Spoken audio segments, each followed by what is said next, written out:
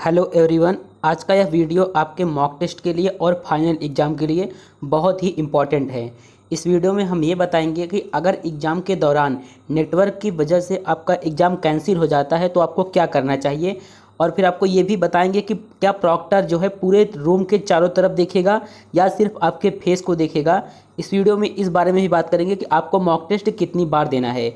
ये वीडियो आपके final exam के लिए बहुत ही इंपॉर्टेंट होने वाला है, क्योंकि एग्ज़ाम के टाइम हम वीडियो नहीं बना पाएंगे, इसलिए एग्ज़ाम से पहले ही जो प्रॉब्लम्स होगा उसका सल्यूशन क्या होगा ये सब चीज़ें आपको बता देते हैं, ताकि एग्ज़ाम के टाइम अगर आपको कोई भी प्रॉब्लम आता है तो आप उसको जल्दी से सॉल्व कर सकें। तो इस वीडियो को पूरा अंत तक देखिएगा। अगर आप ऑनलाइन एग्ज़ाम में नकल करने की कोशिश भी कर रहे हैं तो ये वीडियो आपके लिए बहुत ही हेल्पफुल होगा। तो अब वीडियो को हम स्टार्ट कर लेते हैं। देखिए दोस्तों, एग्ज़ाम के दौरान अगर आपका नेट चला जाता है, अगर किसी भी वजह से आपका एग्ज़ाम कैंसिल हो जाता है तो आपको क्या करना चाहिए। दोस्तों, आप लोगों को पता ही होगा कि आप लोग जियो का या फिर एयरटेल या फिर वोडाफोन का इंटरनेट यूज करते होंगे, तो उसमें आपने ज़रूर ये प्रॉब्लम फेस किया होगा कि अचानक नेट चलते चलते क्या होता है, अचानक से बंद हो जाता है। तो आप उस स्थिति में एग्ज़ाम के दौरान आप घबरा जाएंगे कि क्या करना चाहिए। आप दूसरे फ़ोन में लॉगिन करने की कोशिश करेंगे या जो आपका एग्ज़ाम दे रहे हैं आप उसको बंद करने की कोशिश करेंगे। तो ये सब चीज़ें आपके साथ हो सकती हैं। तो हम आपको यही बताएंगे कि बीटीयूपी ने क्या बताया इसके बारे में, कि अगर आपका एग्ज़ाम के दौरान नेटवर्क के चला जाता है या फिर कोई भी प्रॉब्लम आ जाता है तो आपको क्या करना चाहिए। तो अगर आपका एग्ज़ाम के दौरान, फाइनल एग्ज़ाम के दौरान अगर आपका इंटरनेट चला जाता है, रुक जाता है, किसी वजह से बंद हो जाता है या किसी का कॉल आ जाता है तो भी इंटरनेट रुक ही जाता है, तो इस स्थिति में आपको कुछ नहीं करना है, बिल्कुल घबराने की बात नहीं है। बीटीयूपी ने साफ साफ इसमें बताया है कि अगर परीक्षा के दौरान आपका इंटरनेट जो है बंद हो जाता है तो आपको हेल्प सेंटर में तुरंत कॉल करना चाहिए और अपने डिवाइस के विंडो को बंद नहीं करना चाहिए।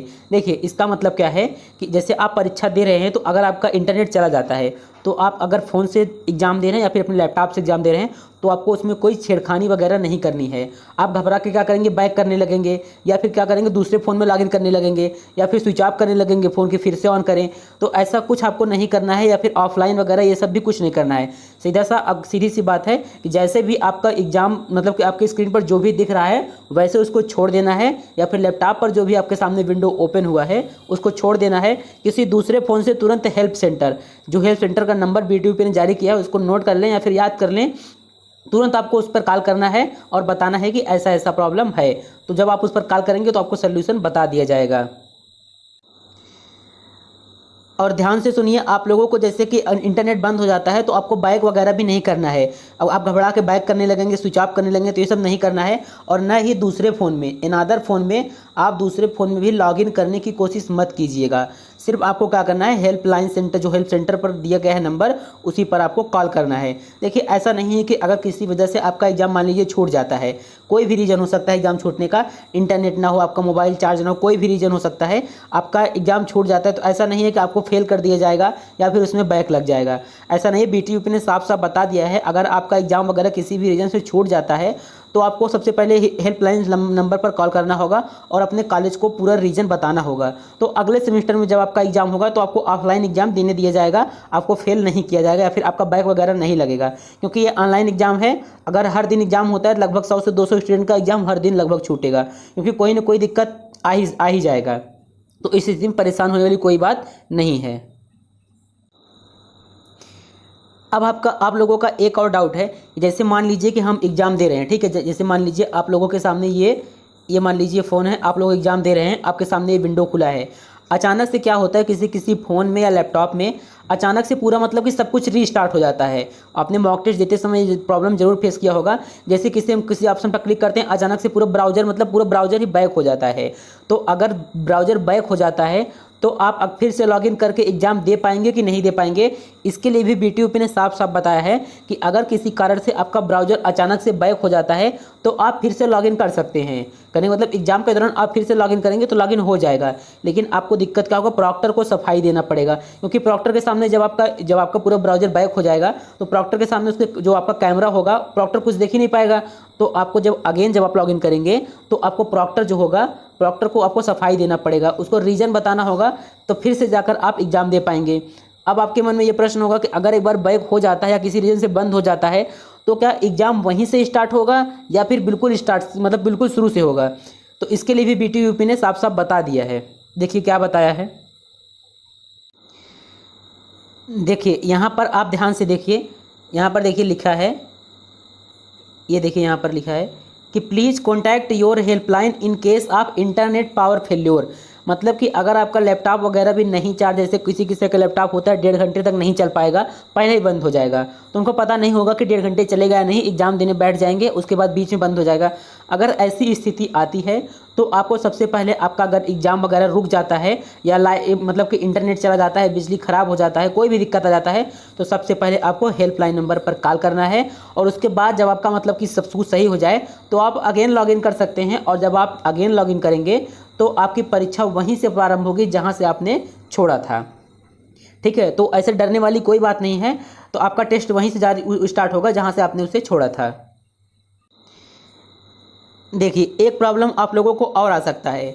अब यहाँ पर जैसे बता दिया है कि अगर आपका इंटरनेट या पावर फेल हो जाता है, करने के बाद इंटरनेट चला जाता है, आपका फ़ोन वगैरह स्विच ऑफ हो जाता है, तो अगर आप लॉगिन करते हैं फिर से, अगर फिर से लॉगिन नहीं होता है आपका, तो आपको क्या करना चाहिए, अपने कॉलेज को सूचित कर दें कि ऐसा ऐसा दिक्कत है, और हेल्पलाइन सेंटर पर भी कॉल करके पूछ लें कि हमारा लॉगिन नहीं हो रहा है, हमने फिर से लॉगिन किया है। तो इन सब चीज़ों के बारे में आपको हेल्प सेंटर जो है वहाँ से इसका सोल्यूशन मिल जाएगा।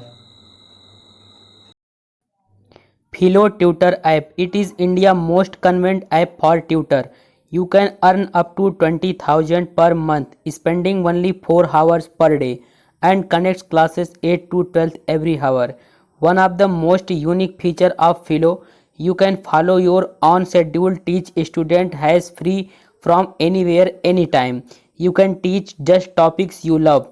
If you are a good at just 1 or 2 topics, you can join Philo and earn as much as you want.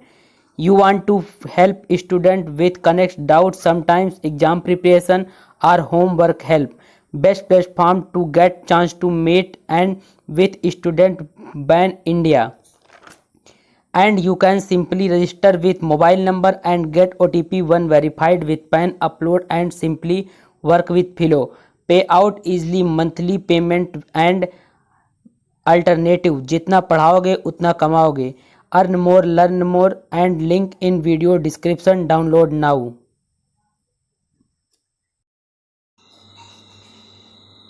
अब देखिए, अब आप लोगों का हम एक और डाउट क्लियर कर देते हैं कि आप लोगों के मन में ये होगा कि क्या प्रॉक्टर रूम के चारों तरफ देखेगा।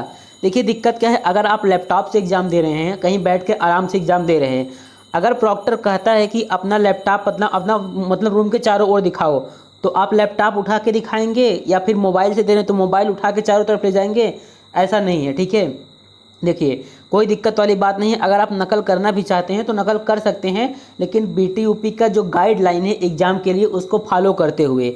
अगर आप उसको फॉलो नहीं करते हैं तो आपके ऊपर UFM का केस बन जाएगा, फिर आप दिक्कत में आ सकते हैं।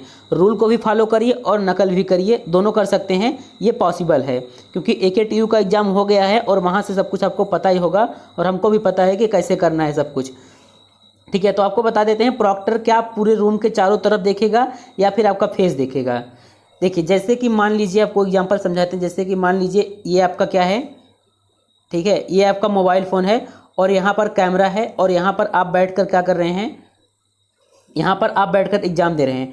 तो आपको क्या करना है, हमेशा ये ध्यान दें, चाहे नकल कर रहे हैं या नकल नहीं कर रहे हैं। ठीक है, पहली बात तो कैमरे के सामने, कैमरे जैसे कैमरा है तो इसके सामने केवल आपका फेस होना चाहिए, किसी और का फेस नहीं होना चाहिए। अब देखिए जैसे ही अगर कोई अन्य व्यक्ति, जैसे मान लीजिए यहाँ से कोई अन्य व्यक्ति कैमरे में आता है, तो प्रॉक्टर को क्या हो जाएगा, शक हो जाएगा कि ये मतलब कि ये स्टूडेंट नकल करने की कोशिश कर रहा है, क्योंकि वो तो आपको सब कुछ लाइव देख ही रहा है।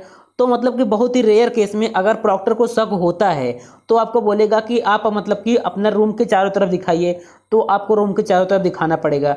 बाकी अगर आप बिल्कुल शांति से बैठकर नकल भी कर रहे हैं और शांति से मतलब कि कैमरे के सामने देख रहे हैं, आपको बस ध्यान देना कि कैमरे के सामने देखना है। ऐसा नहीं है कि नकल कर रहे हैं और बस कैमरे के सामने ध्यान ही नहीं दे रहे हैं कि हमारा फेस कैमरे में आ रहा है कि नहीं आ रहा है, तो दिक्कत हो जाएगी। सब कुछ करिए लेकिन कैमरा पर ध्यान दीजिए कि जैसे आप फोटो वगैरह खींचते हैं, सेल्फी वगैरह लेते हैं ना, कि मतलब कैमरे के सामने आपका चेहरा होता है, तो वैसे ही ध्यान दीजिएगा, हमेशा कैमरे के सामने रहिएगा और कोई व्यक्ति कैमरे में ना आ पाए। तो प्रॉक्टर मतलब कि आपको बस यही बताना था कि प्रॉक्टर तभी आपके रूम के चारों तरफ देखेगा जब आप कोई चीटिंग वगैरह करने की कोशिश करेंगे या अनयूजुअल एक्टिविटी, जैसे मतलब कि दूसरा फ़ोन हाथ में लिए हैं उसमें देख रहे हैं, क्या जो आप जिस पर एग्जाम दे रहे हैं उसको नहीं देख रहे हैं, तो इन सब केसेस में क्या करेगा प्रॉक्टर देखेगा। अब देखिए ऐसा नहीं है कि हमेशा प्रॉक्टर देखेगा। अब इसका आंसर देते हैं, आपको बता देते हैं कि क्या पूरे एग्ज़ाम के दौरान प्रॉक्टर देखेगा या फिर बीच बीच में देखेगा। तो आपको बता दें कि जब आप एग्ज़ाम दे रहे होंगे ना, जैसे कि आपको बता दें 30 स्टूडेंट होंगे, 30 स्टूडेंट के ऊपर एक प्रॉक्टर रखा जाएगा।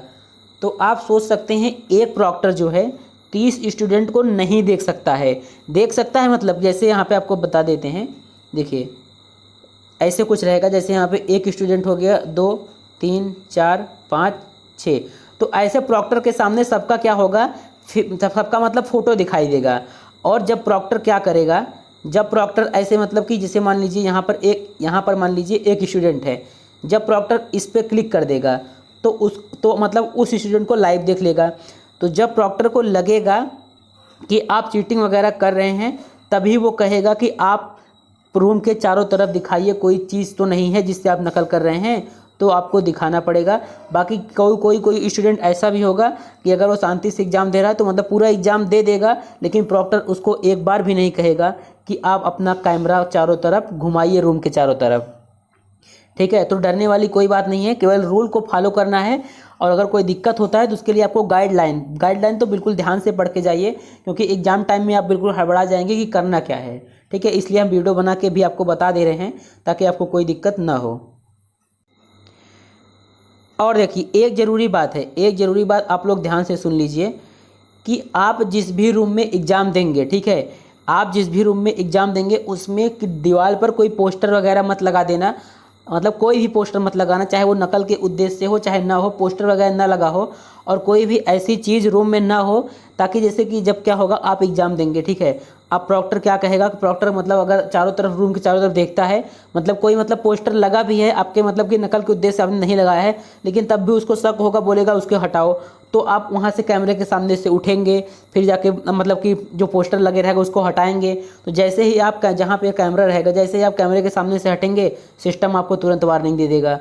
तो ये सब चीज़ें ध्यान रखिए, मतलब कि कमरा बिल्कुल स्वच्छ हो, कोई मतलब पोस्टर वगैरह ना लगा हो और ऐसी चीज़ें हो ताकि आप अगर प्रॉक्टर बोले तो आप उसे हटा दें आसानी से, आपको कोई दिक्कत ना सामना करना पड़े।